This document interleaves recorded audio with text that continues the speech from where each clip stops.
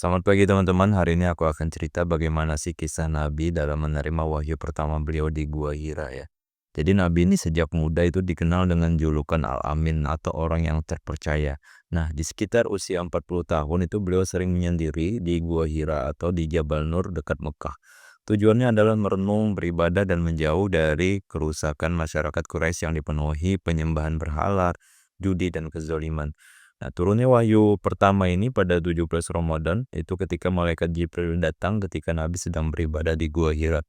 Jadi Jibril itu memeluk Nabi dan berkata, "Iqra" atau bacalah. Dan Nabi menjawab, "Ma ana biqori", aku tidak bisa membaca. Peristiwa ini terjadi 3 kali ya, jadi setiap kali Nabi merasa berat, Jibril memeluknya dengan erat lalu mengulangi perintahnya, "Iqra". Akhirnya Jibril menyampaikan ayat pertama dan ini diabadikan dalam surah Al-Alaq ayat 1-5 ya. Jadi katanya, "Bacalah dengan nama Tuhanmu yang menciptakan, Dia telah menciptakan manusia dari segumpal darah. Bacalah, dan Tuhanmu lah yang Maha Pemurah yang mengajari manusia dengan pena. Dia mengajarkan manusia apa yang tidak diketahuinya." Reaksi Nabi pada waktu itu sangat gemetar, takut, dan bingung karena pengalaman luar biasa pada hari itu.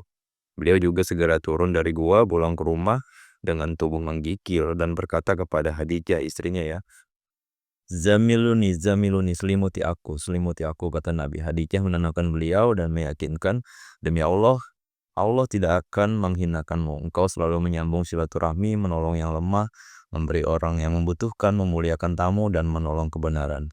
Dan dukungan Khadijah ini juga dibantu dengan Warokah ya. Jadi Khadijah ini membawa Nabi untuk menemui Warokah bin Naufal, sepupu Khadijah yang seorang ahli kitab. Warokah pun berkata, itu adalah Namus atau Jibril yang pernah datang kepada Musa.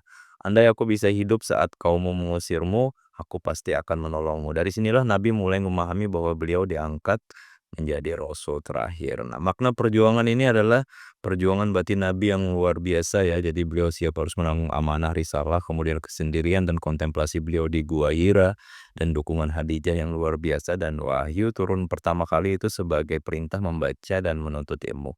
Mudah-mudahan bisa bermanfaat ya teman-teman. Terima kasih.